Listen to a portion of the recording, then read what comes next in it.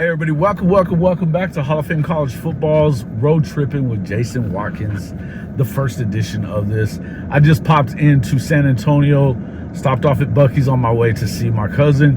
Gonna hang out with him a little bit tonight, maybe get up and play a little bit of golf before I take off on the rest of the way to St. Augustine, Florida.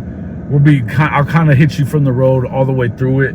We've got kind of a cool thing coming up for you guys. I'm not going to tell you too much about it. I'm going to give you little hints, and we'll talk a little bit about more of that as we move along. But wanted to talk a little bit about, first off, thank you to Coach Ricks for having me on the show tonight. It was a lively conversation. I loved it. I really wish that I'd have my microphone on instead of using those stupid earbuds. I should have known better before I ever even jumped on, and I apologize for that. So, but I thought it was great conversation, great show, and good topics. And I just wanted to touch on a couple of them, and really let's just touch on the one for this one right now. We may get into some other stuff a little bit later, but first and foremost, I just wanted to talk about the Curt Cignetti / Rhett Lashlee chest puffing outing of during Big Ten and ACC media days on the first day of it, right? And of course that was on Tuesday. Sipping Sooner and I talked a little bit about Cignetti, but we really didn't get into Lashlee. And the SMU head coach who took his team to the college football playoff in their first year in the ACC, a power conference that they paid like $200 million to get into, and then basically played nobody, or beat nobody is what I should say, on their way to that CFP of anybody's significance anyway. The thing is that none of that changes the fact that SMU didn't really play anybody of significance. They didn't win a game that really mattered all year. They lost a game to BYU at home. They lost, again, as I said, they lost the conference championship game, and they didn't have to play Miami or Clemson during the regular season either. The truth is, they bought their way into the whole thing, and on top of that, at some point, it just seems like it probably should have come from a better, a bigger voice than Rhett Lashlee, who I think is a great up-and-coming coach. But I don't think that his best work is going to get done at SMU, to be quite honest with you. I mean, I could be wrong about that. I mean, they do have lots of money to spend. They have, they don't have to get paid for 10 years, and they're still probably going to be competitive in that league. That being said, I just thought it was weird. And it was even worse from Curt Cignetti. Curt Cignetti, the guy that, couldn't, out of, both of these teams had 11-1 seasons in their respective conferences. Of course, Indiana, for the first time that I can ever remember, going 11-1 in his first year. But mind you, none of the games that they won, except for one of them against the Michigan Wolverines, none of those teams that they beat had a record above 500 or even at 500, aside from Michigan. Okay, so they had 10 wins out of 11 on the season that came against teams with a record below 500.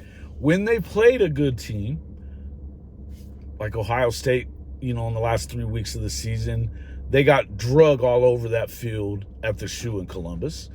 And then they went up the road to play the Notre Dame Fighting Irish in the first round of the college football playoff, and got drugged through that one as well in South Bend.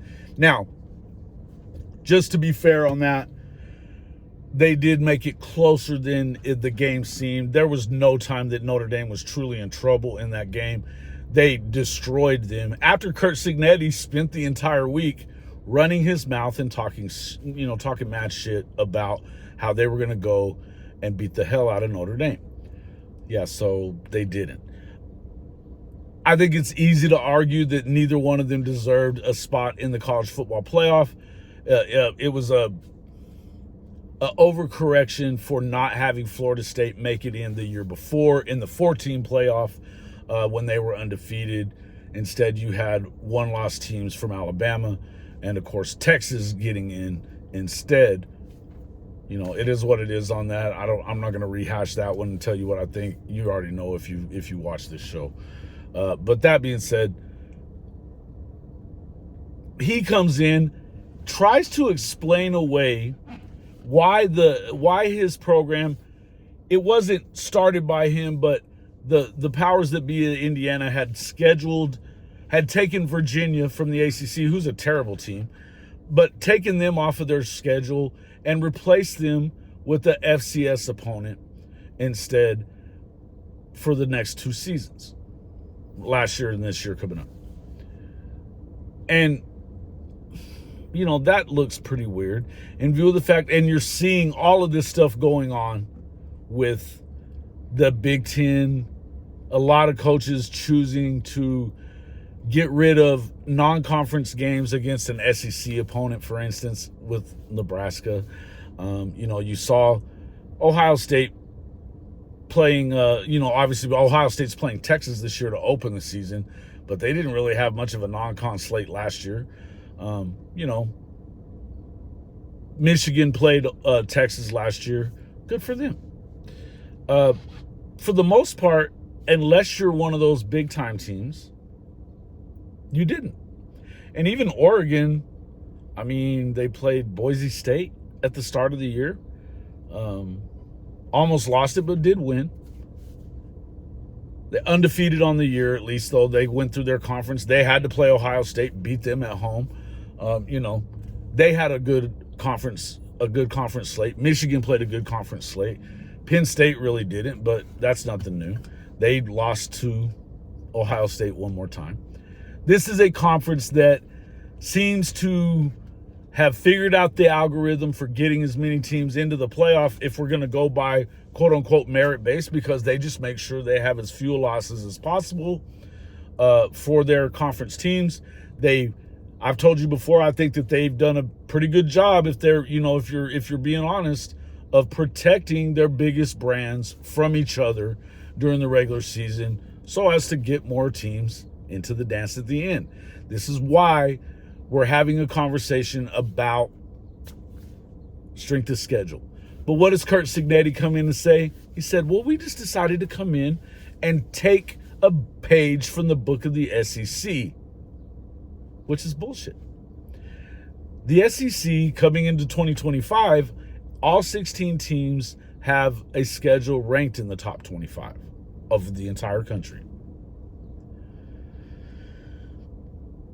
I think that the Big Ten got a couple outside of that. Probably half of it actually is outside of the top 25. But they've got their best teams are. Again, they're going to limit their exposure to one another. But nevertheless, that's what they're doing. You have a guy like Matt Rule at Nebraska canceling a game with Tennessee. A home-at-home series with Tennessee that was supposed to start, I believe, either this year or next year. He don't want anything to do with that.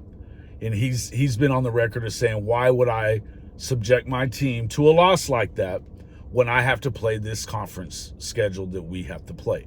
9-game conference schedule, which is what they're talking about the most when they start talking shit about the SEC.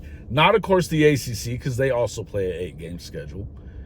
They don't ever bring up the fact that, they do have an 8-game conference schedule in the SEC, but it's mandated that you play at least one non-conference game against a Power 4 opponent. Every time. Got to do it. You also have teams like, say, Florida State, Florida, of course, that has to play Florida State. A lot of times they play Miami as well. South Carolina ends up playing Clemson every year. A lot of times they're playing Georgia as well. They play Georgia. They're playing Georgia and Clemson. They're two biggest rivals in that area. A lot of these teams are having to do this anyway. And then, Oklahoma comes in. They're playing home-and-home series starting this year with Michigan. Upstart Michigan with probably one of the best young quarterbacks in the country. So Texas playing Ohio State. They played Michigan last year, in the non-conference. This is a schedule, or this is a program, a conference whose programs are not only forced to play the best teams, but they want them to suffer a little more and go play against another one of the toughest teams in the country, or the most battle-tested teams in the country from the SEC. All the SEC has asked for is that, listen, if we're going to do this, if we're going to go to 9 games, which I think most programs would actually prefer to play a 9-game schedule, for nothing other than the fact that they want to preserve their rivalry games on a year-to-year basis, some of which go back 100 years. Now, of course, Lincoln Riley of USC, a Big Ten team, is attempting to duck out of its 100-year-long rivalry with Notre Dame following this season. They don't want anything to do with them. We already know Lincoln Riley left Oklahoma because he was scared to death of the SEC. He tried to run away from the LSU game that they had at the start of last season. Brian Kelly wouldn't let him out of it. They win that game, but he still doesn't want to play any SEC programs. They canceled a home and home with Ole Miss shortly thereafter. And now they're attempting to cancel the Notre Dame game, and it looks like it's going to happen. But yet you've got these guys out here puffing their chests out. And I want to know, why is it that these conferences, maybe they didn't choose it, but they had to have allowed it. They had to know it was coming. And rather than having somebody like, let's say, Ryan Day or Dan Lanning in the Big Ten make these statements, they go to Curt Cignetti. Or in the ACC, instead of having Dabo from Clemson, who's won 2 national championships and beaten the SEC both times that he did it, and kind of beat up on Ohio State for a number of years in the playoff, you know, he's not talking. It's Rhett Lashlee.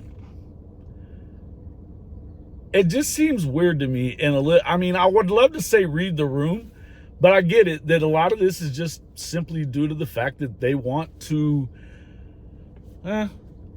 just pile on to the big bad SEC, who's ruining college football, I guess, right? It's not ruining college football, but, if anything, they are in lockstep with the moron out in the Big 12 that's deciding the 5-11 playoff schedule format is the best way to go about it. And now he's turning down $200 million offer from Memphis to become part of their conference as well, strengthen their conference, the tough team, best team in the AAC, almost definitely. But nevertheless, they're doing these things, and then they're blaming the SEC for all their missteps.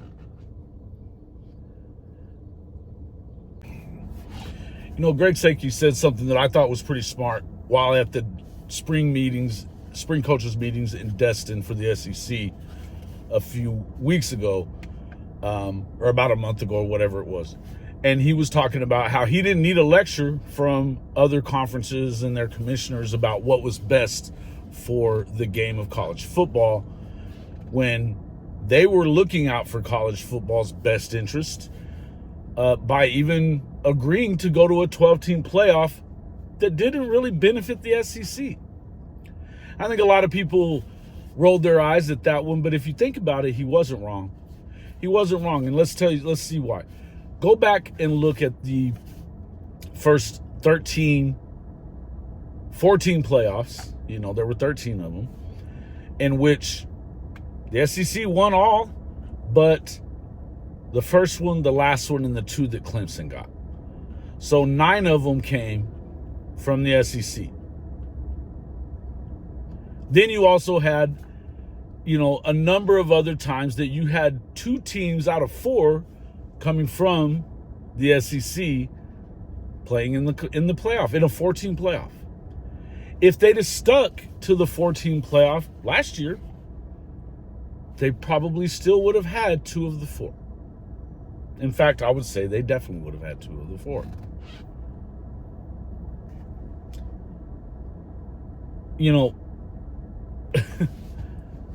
It didn't help them to go into a 12-team playoff, get screwed out of a 4th team getting in. The Big Ten got a 4th team in because, again, They don't schedule a gauntlet for their programs, it's even a conference gauntlet. They just don't do it.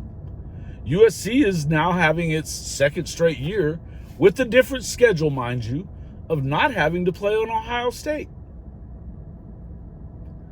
They, of course, went 7-5. It didn't really matter who they played last year. But when you have a bunch of teams, everybody's picked to probably not do any better than 9-3 by Vegas. But if they go 9-3, you're going to have a bunch of people once again saying that a 10-2, 11-1 team like Indiana or maybe Illinois this year, if you believe in that, is going to out a 10-2 Illinois would be the right choice, or a 11-1 that lost a conference championship game, SMU, once again, would be the right choice to put in that playoff spot rather than in Alabama because they lost to Vanderbilt in Oklahoma. We can argue these semantics all day, but if you really want the SEC to go to a 9-game schedule, if you really want the SEC to look at you as an equal, maybe instead of talking shit, maybe go out and play the best teams. Curt Cignetti, not the worst teams in the country, in and out of conference. And, you know, if you're Rhett Lashlee, yeah, act like you've been here before, even though we know you haven't. Maybe you should be quiet on this one. Maybe you two guys should sit this one out. And maybe we should get a little perspective about what's going on with this college football playoff, the endless moving around and everything that's going along with it. It's not going to stop. But I know it's easy to hate the SEC because they always win, aside from the last 2 years, the national championship anyway. But I know it's easy to hate them, but the truth is you're only hating them because they're better than you are. And you know that they are, and you know that they are, and it bothers you. They know you are, they know they are, you know they are, and it bothers you. You guys let me know what you think about the subject. I mean, obviously, I'd love to hear from you. Look, I'm going to be coming to you from the road for the rest of this, you know, next probably about 10 days. Not all the time, every day, but you're going to get a lot of updates from me, 10, 15 minutes, whatever. Happy to do it, excited about it. This is going to be a lot of fun. This is we're shooting a pilot for a new show, we're shooting, a cool episode, I believe, for a good preview for the SEC coming up for this year. Going to play a little golf while we're doing it with the high top guys down in St. Augustine. Going to kind of travel through SEC country to do it, to get out there and get it done. I'm excited about it. I think there's a lot of really cool stuff coming in the future. I'm kind of taking a leap of faith here, and it's kind of invigorating. It's a lot of fun, and I love it. I love it. But so let me know what you think. Tell me what you want to talk about next. What should be my next subject for again, as I said, the road tripping with Jason Watkins from HOF College Football. Make sure you hit that like button and become a subscriber.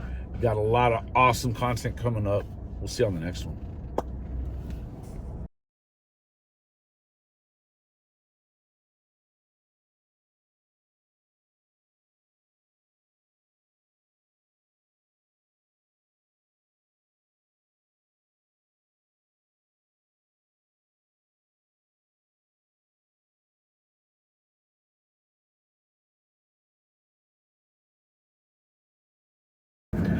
We're talking about a football program that Lashlee told you, hey, listen, it's not as top heavy as it is in the SEC. The same 6 teams have won since the 1960s, have been the champion every year. Okay. What? Does that change the fact that you didn't